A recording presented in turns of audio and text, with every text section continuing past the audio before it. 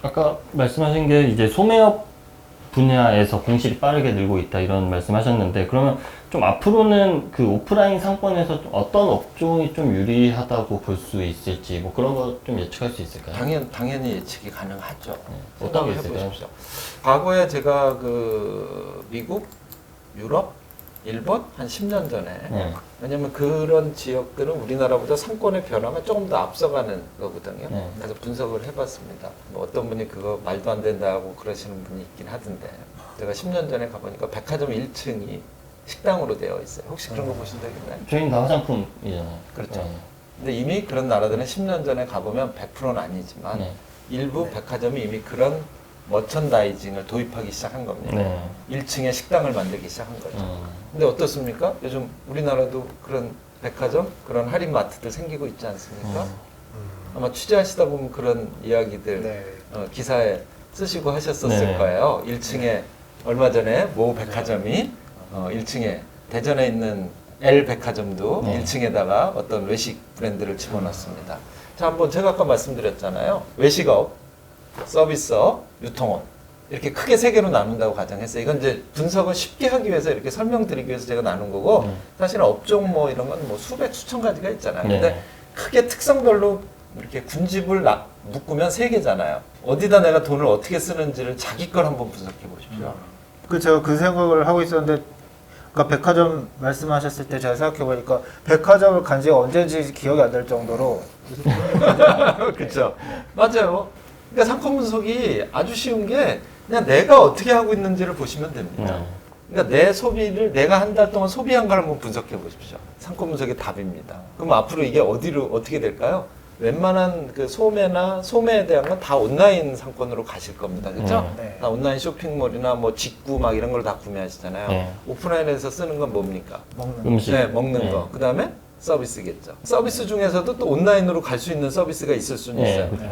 음식 업종도 온라인으로 갈 수는 있습니다. 뭐 요즘에 HMR 하지만 절대 못 가는 게 있겠죠. 그러니까 소매 업종도 그렇다고 100% 가는 건 아니잖아요. 네. 요즘 보면 뭐 우리나라의 S 전자가 보니까 그 직영 쇼룸들 엄청나게 네. 만들고 있죠. 그다음에 해외 무슨 그런 업체들도 전자 소매 업체들이 쇼룸 막 오히려 지금 네. 늘리고 있습니다. 네.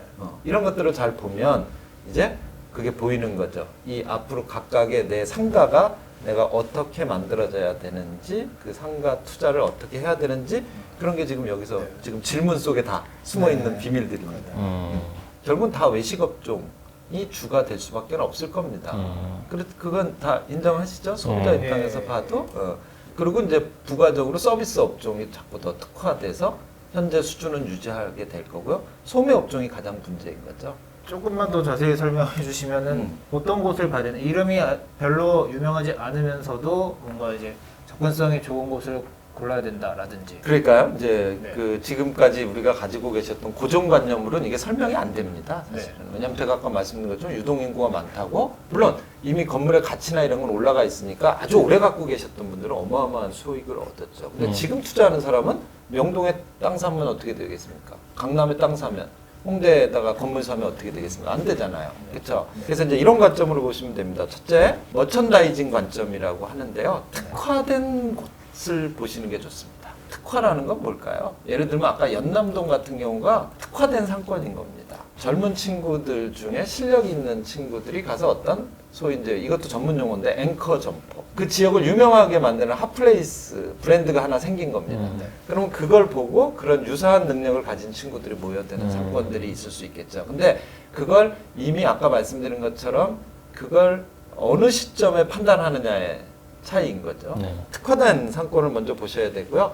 그러다 보면 그 특화된 상권들의 금방 말씀드린 것처럼 두 번째가 앵커 점포가 누구냐. 그러면 이제 진짜 실력 있는 투자자들은 자기가 앵커 점포를 만들려고 할 수도 있습니다. 이미 그런 시도를 하고 계시는 분들 있잖아요. 네. 뭐 예를 들면 백종원 씨가 어디다 땅을 사서 뭘 했다. 그럼 자기가 상가를 만든 다음에 자기가 앵커 점포까지 만들어서 자기가 가치를 띄우는 거죠. 상권을 만들어버리는. 그렇죠. 근데 사실은 장준우 거리도 그랬던 거고 다 그런 과정을 거쳐온 건데 네. 이제는 그게 누군가 그런 외식업 능력을 있는 사람이 만드는 시대가 아니라 이제 상가를 투자하는 분들도 네. 그런 관점으로 보셔야 된다는 네. 거고요. 세 번째가 독립 독립적인 상권을 보시는 게 좋습니다. 아까 우리가 이제 보통 잘 나갔던 상권들이 다 광역 상권들이잖아요. 네. 이런 데는 기회가 이제 없을 겁니다. 특히 이제 꼬마 빌딩 뭐 이런 거 보시는 분들은 이런 데서는 초과 수익을 얻을 수가 없어요. 그리고 되게 위험합니다. 네. 네. 그래서 이제 독립적인 상권은 뭐냐? 뭐 아직 상권이라는 게 존재할 것 같지 않은데 동떨어져 있는데 저기다가 뭔가 소비자가 오게 만들 수 있는. 그럼 그 소비자는 누구냐? 젊은 층이 되겠죠, 당연히. 온라인 상권의 이용률이 높은 고객층들과 가까이 있으면서 아니면 가까이 있지 않더라도 그들을 유입시킬 수 있는 독립된 상권들 이런 관점으로 보시면 훨씬 더 투자에 도움이 될 겁니다. 그러니까 이제 이렇게 생각하시면 좋습니다. 결론을 또 말씀드리면 좋은 상권, 나쁜 상권 이제 이런 개념은 없습니다. 그러니까 건물주가 야 저기 뜬대 요즘 그래서 연남동에다 나 건물 살래? 이미 다 올라 있고요. 네. 사시면 그때는 상투일 겁니다. 왜냐 그런 상권들이 또 어느 순간에 무너질 겁니다. 네. 지금 현재 뭐 무슨 상권 이렇게 불리고 있는 곳은 좀 어렵고 그런 이름이 없는 곳을 개발한다는 개발을 관점으로 해야 된다는. 그렇죠. 그러니까 이제 과거처럼 수동적으로 저기 좋으니까 사놓으면 오를 것이다 이런 투자는 안 하시는 게 좋습니다. 네. 그거는 아주 극단적으로 얘기하면 100% 사기당할 염려가 있는 거죠. 네. 네. 그렇다면 건물주 입장에서는 이 경쟁력 있는 좋은 임차인을 구하는 게 또 고민이잖아요. 뭐 그렇죠. 좀 잘 할 수 있는 방법 뭐 어떤 것도 있을까요? 그러니까 이제 결국은 건물을 투자한다는 게 옛날처럼 그냥 부동산을 사는 게 아니라 그 안에다 이제 소프트웨어를 어떻게 네. 구성하느냐 우리가 이제 그 전문용어로 머천다이징이라고 하고 결국은 그게 이제 어떤 임차인이 들어오게 구성을 할 것이냐 그걸 잘 기획하면 이제 건물의 가치가 그래서 사실은 우리가 이제 뭐 스타벅스가 들어오면 제일 좋다 네. 이게 이제 건물주들의 로망이잖아요. 네. 예, 그렇게 해서 뭐 돈 버신 연예인도 기사에 많이 나오고 그랬는데 1층 스타벅스. 그렇죠. 1층의 스타벅스처럼 그게 이제 좋은 임차인인 거잖아요. 네. 그러면 그 기준이 뭘까? 그러면 이제 사실은 능력 있는 임차인을 이제 이렇게 면접을 봐서 뽑는 회사들도 있고 뭐 근데 이제 그 능력이 도대체 그럼 기준이 뭐냐 이런 생각이 들 수 있잖아요. 네. 그것만 제가 이제 왜냐면 사람을 이렇게 분별해라 이럴 수는 없으니까 네. 이런 사람이 좋은 임차인이냐 뭐 이럴 수는 없으니까 투자 금액이 적게 들면서 성공시킬 수 있는 업종을 보셔야 됩니다. 그러니까 이게 무슨 얘기냐? 투자 금액을 어떻게 적게 하고 돈을 많이 버니? 예. 그러니까 왜냐하면 지금 상가들이 1층이 전부 다 작아요. 그러니까 거기서 돈을 못 버는 거거든요. 그러니까 임대료를 임차료를 많이 못 내는 거고, 그러니까 이제 망하는 거예요. 그게 이제 기준이 뭐냐면 면적이 크지 않은 상가에서도 돈을 많이 버는 방법은 회전율을 높이는 것밖에 없어요. 네. 빠르게 먹고 회전시킬 수 있어야 돼요. 식당 기준이네요. 네, 식당 기준으로 말씀드리면 나머지들도 비슷할 겁니다. 네. 다. 너무 오래 머무르면 일단 매출액이 많이 나올 수 없고요. 그다음에 일단 그렇게 되다 보면 투자 금액이 많이 들어가게 됩니다. 그런 업종들이 대부분. 자, 두 번째는 프라임 코스트를 보셔야 돼요. 이거 되게 어려운 말이죠. 프라임 코스트 쉬운 말로 할게요. 근데 이제 아셔야 돼요. 이런 전문 용어를 아셔야지 이제 상가 투자를 할 수 있는 겁니다. 그냥 누가 부동산 중개업소가 여기 좋은 물건 있어요 이렇게 투자하셔서 이제 안 되는 시대니까. 프라임 코스트는 뭐냐면 재료비하고 인건비를 합쳐서 프라임 코스트라 그래요. 얘네들이 사실은 지금 가장 업체들을 망하게 만드는 주범들입니다. 네. 사실은 임차료는 오히려 이렇게 비중이 이제 높지 않아요. 임차료가 아무리 올라갔다 그래도 보통 웬만한 소상공인 매출액을 장사가 좀 된다, 할 줄 안다 하는 사람들은 10%를 넘지 않아요. 근데 인건비가 몇 프로인 줄 아십니까?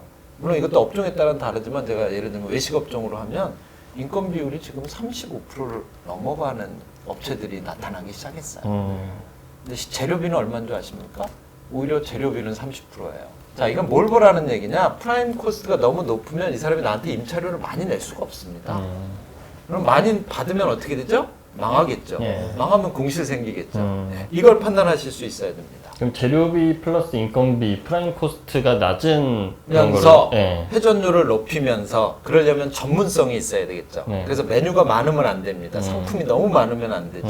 물론 상품의 구색에 의해서 백화점처럼 할인마트처럼 되는 업종도 있지만 어차피 조그만 상가들은 이게 물건이 많다, 메뉴가 많다, 상품이 많다, 그럼 장사가 안 되는 점포라고 보시면 됩니다. 그러면 시간이 오래 걸릴 거고요. 그러면 투자비가 많이 들어갈 거고요. 그러면 이 사람이 이 건물에 들어와서 큰 부가가치를 높일 수 없어요.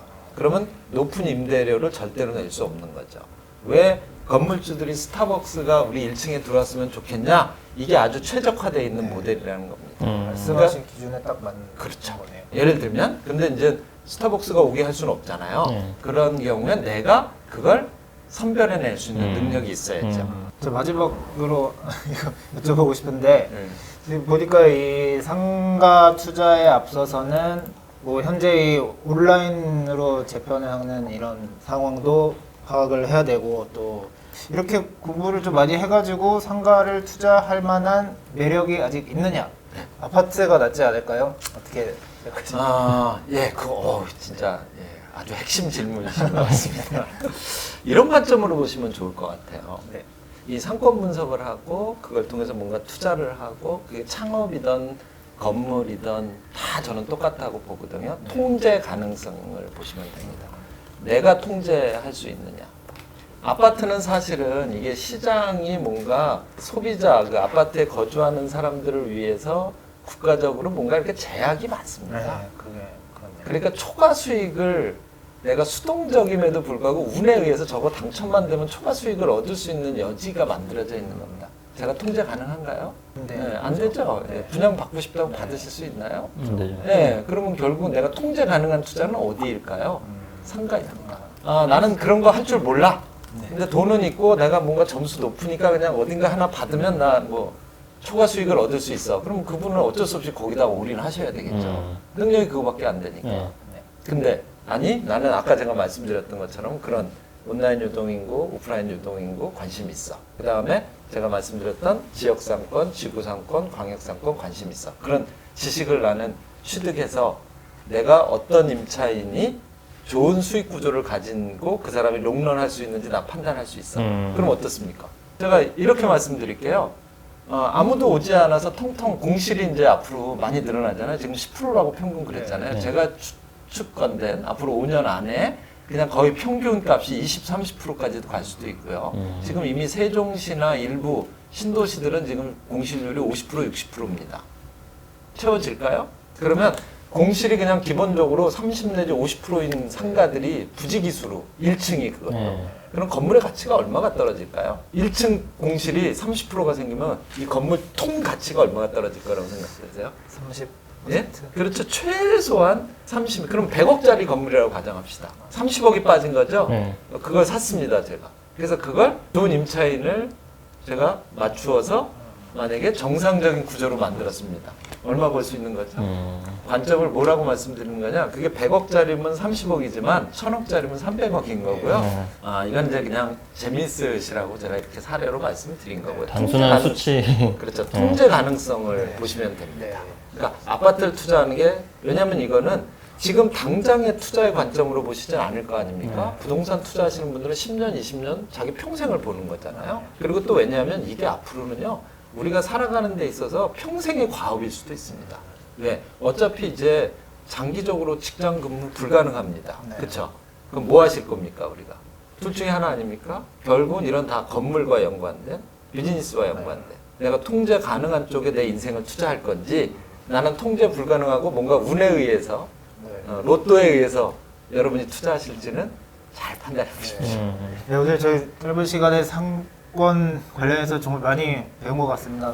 감사드리고 다음에 또 많이 좀 말씀 또 네, 부탁드리겠습니다. 그래요. 더 디테일한 이야기들을 할 수 있으면 더 좋겠죠. 네, 감사합니다. 감사합니다. 네. 네.